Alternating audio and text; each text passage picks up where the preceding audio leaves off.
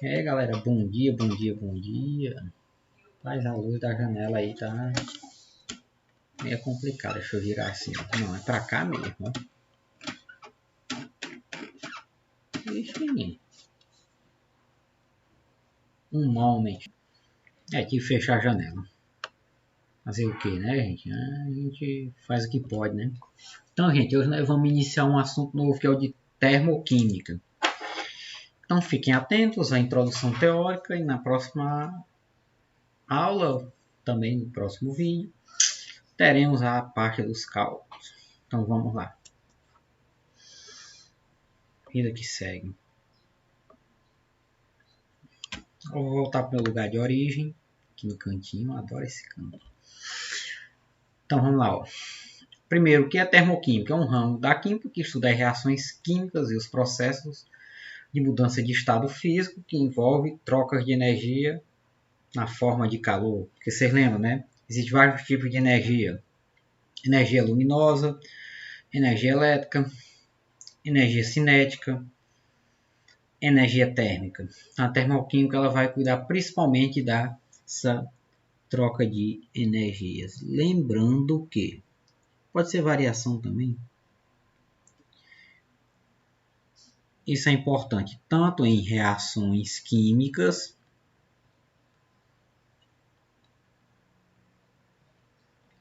quanto em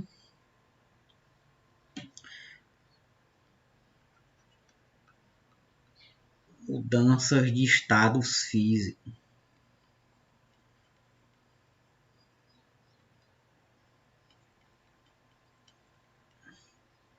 Como, por exemplo, as reações químicas você já sabe. Você tem aqui água, o estado sólido, e ela passa para o estado líquido.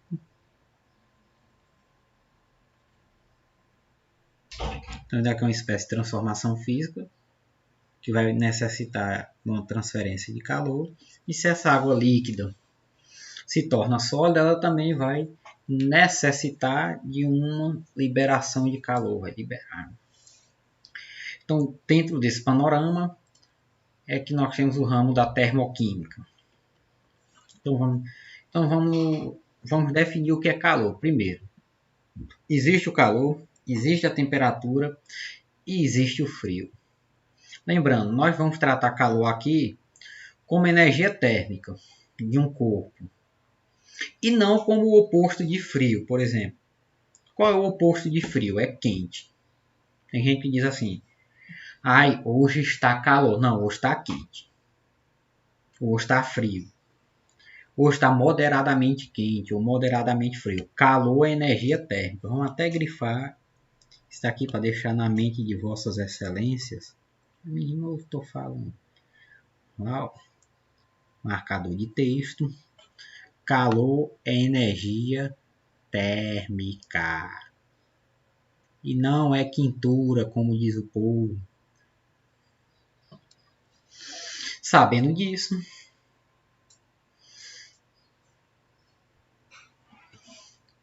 se você tiver dois corpos com a mesma temperatura, corpos humanos, vegetais, não, a gente vai considerar corpo qualquer objeto de estudo. Se eles estiverem na mesma temperatura, então vai existir ou não calor? Não vai, porque aí não vai existir troca. Se não existe troca, não existe mudança na temperatura. Não existe mudança na temperatura, a energia térmica é considerada constante. Beleza? Vamos lá. Quando a gente fala disso, vai existir dois tipos de processos. Nós vamos ter processos que absorvem energia para acontecer e processos que liberam energia para acontecer. Então, aqueles que absorvem é chamado endo. Vocês até podem pegar essa partícula endo aqui.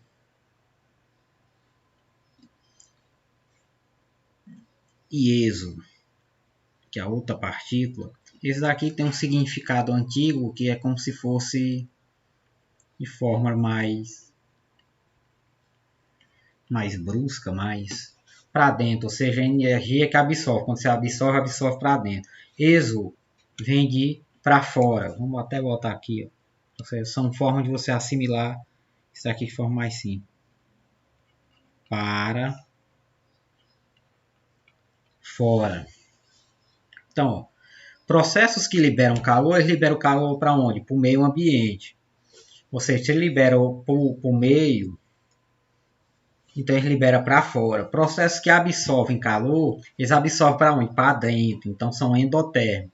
Ainda hoje tem gente que confunde processo exotérmico com endotérmico. Então, mais uma vez, exo para fora, endo para dentro. Aí se tiver um cachorro chamado de exoendo, então é para dentro para fora. Então vamos lá. Ó. Quando se fala em processos exo, eu já sei que estão liberando. Quando for processos endo, está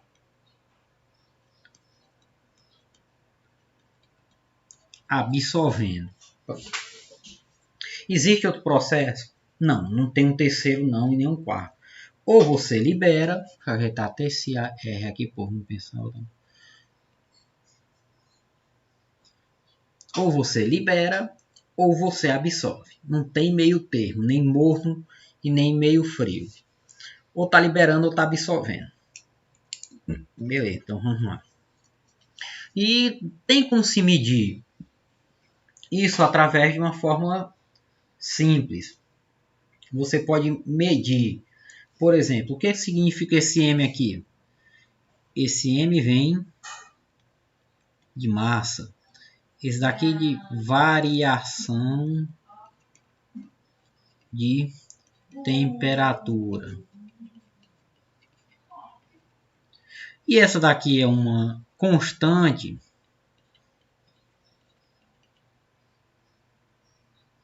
chamada calor específico. Professor, para que serve isso?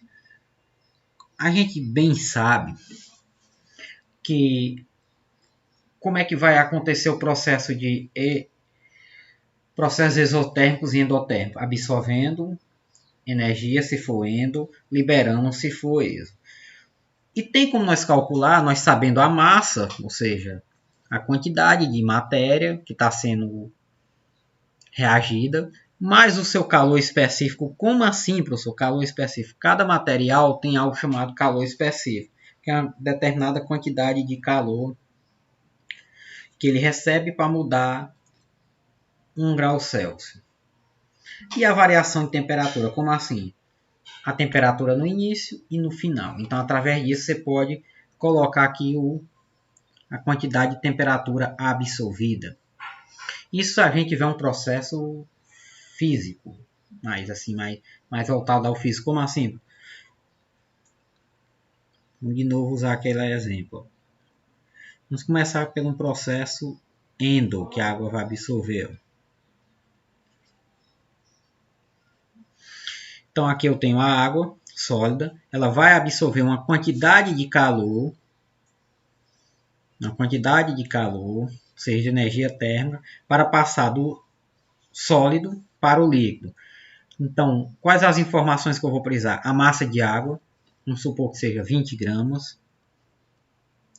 A constante, que é o calor específico, ou seja, para toda a água o calor específico é o mesmo. Se eu mudar, por exemplo, para etanol, aí muda também o calor específico. E por último, a variação de temperatura, ou seja, a temperatura que foi necessária para que nesse processo a água saia do sólido para o líquido. Quando eu faço isso, eu pego todos os valores e multiplico. Quando eu multiplicar, eu tenho calor absorvido. Se for o contrário, eu tenho água líquida e quero transformá-la em sólido, eu vou utilizar a mesma equação. Nós vamos ver muito isso? Basicamente, não, porque nós vamos estar mais voltados às equações e às reações químicas. Como assim, professor, equações? É porque vai ter uma representação, a gente não vai fazer sempre a reação química. Então, vou ter a equação e a representação gráfica da reação, e é através desses dados que eu vou utilizá-lo. Não tem como estar fazendo reação toda hora. Então, vamos aos detalhes. O que eu preciso? saber as unidades de medida. Como assim, professor? Como é que eu vou mensurar esse calor? Aí sabe, professor, em graus Celsius? Não. Graus Celsius, Kelvin e Fahrenheit é temperatura. Aqui nós vamos estar mensurando calor absorvido ou calor liberado. Entendido? Então vamos lá. Nós temos o joule e o quilojoule. Eu sei, professor, mas quilo é escrito assim. Pois é, esse quilo aqui é diferente desse outro quilo aqui. Esse quilo aqui é referente à temperatura. Se vocês forem ver, em 2015 foi aprovado que quilo, pelo sistema de unidades internacionais, é para ser escrito assim, quilo. K-I-L-O, quilo. Vou escrever na minha redação em português. Não, lá não. Só aqui. Então, vamos lá. Então, vou ter o joule, que é uma unidade de calor, e eu vou ter o quilojoule. 1 quilojoule equivale a 1000 joules. Ou seja, se eu tiver 2 quilojoules, é o equivalente a eu ter 2000 joules. Eu tenho a segunda unidade, que é a caloria e a quilocaloria. Ou seja, 1 quilocaloria equivale a 1000 calorias. Professor, essas calorias têm a ver com aquela que vem no fundo dos produtos de alimento? Exato, é essa mesmo. Então, se eu tiver, por exemplo, 2 calorias, ou 2 quilocalorias, eu terei exatamente 2000 calorias. Aí quem é da área gosta de malhar e dos fitness, né? E tem a conversão entre as calorias. Como assim, professor? Ou entre as unidades. Por exemplo, eu tenho o joule, mas quanto equivale em caloria? Então, um joule equivale a 4,12 calorias. Então, um exemplo mais simples, ó, por exemplo. Eita, vou riscar bem aqui, ó. 1000 calorias equivale a quantos joules? Aí é só simples, vocês pegam aí, né, o 1000 e divide por 4,12. E teremos, cadê? 242,7 joules. Para que isso é importante? Para a gente mensurar os nossos processos endotérmicos e exotérmicos. Lembrando que, como nós vamos estar trabalhando esses processos, calma, a gente vai estar considerando a massa, a quantidade de matéria e o joule. Então, é comum vocês verem e vão ver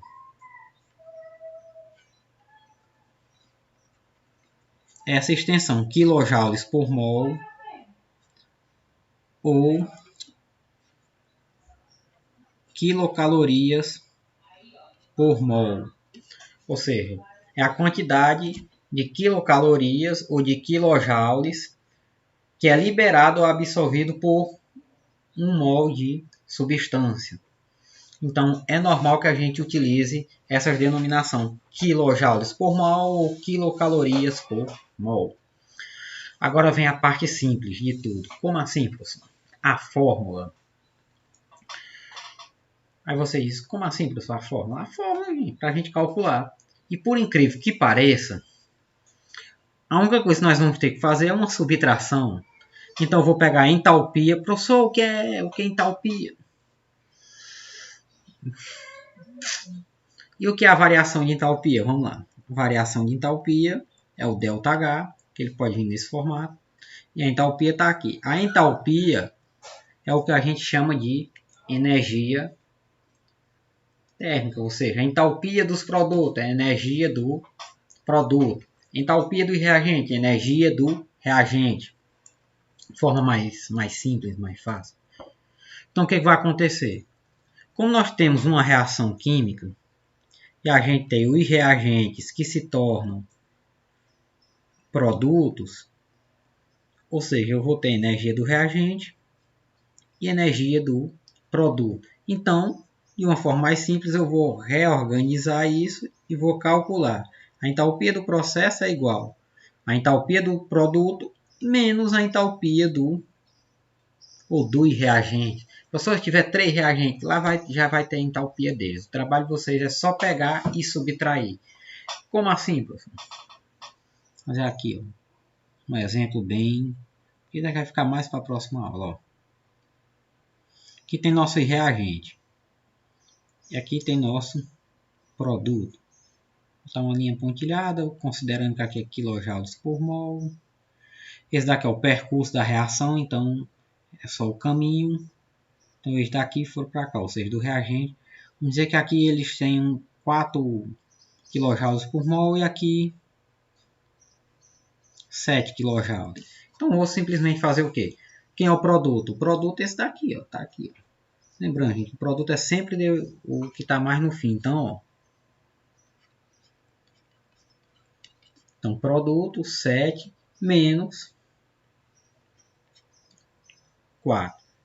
Então, a variação de entalpia, ou seja, a variação de energia nesse negócio é de 3. 3 o quê? Quilojoules por mol.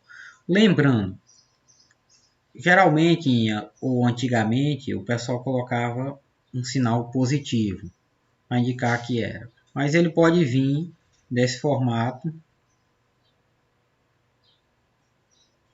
ou sem o sinal. Vou botar aqui na frente. Né?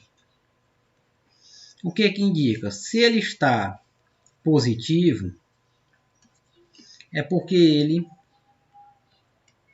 absorve. Absorve o que? Energia térmica. Ih, ficou aqui. Vou botar assim embaixo. Térmica. Se o sinal for negativo, o cálculo está errado. Não. Sinal positivo absorve. Vou até botar aqui. Ó. Sinal positivo absorve. Sinal negativo libera o que? Energia. Então, gente, essa é a parte mais teórica da coisa, mais simples. Então, próxima aula nós já vamos adentrar nos cálculos. Então, gente, até lá. Puxar aqui. Alô, galera. Até a próxima aula.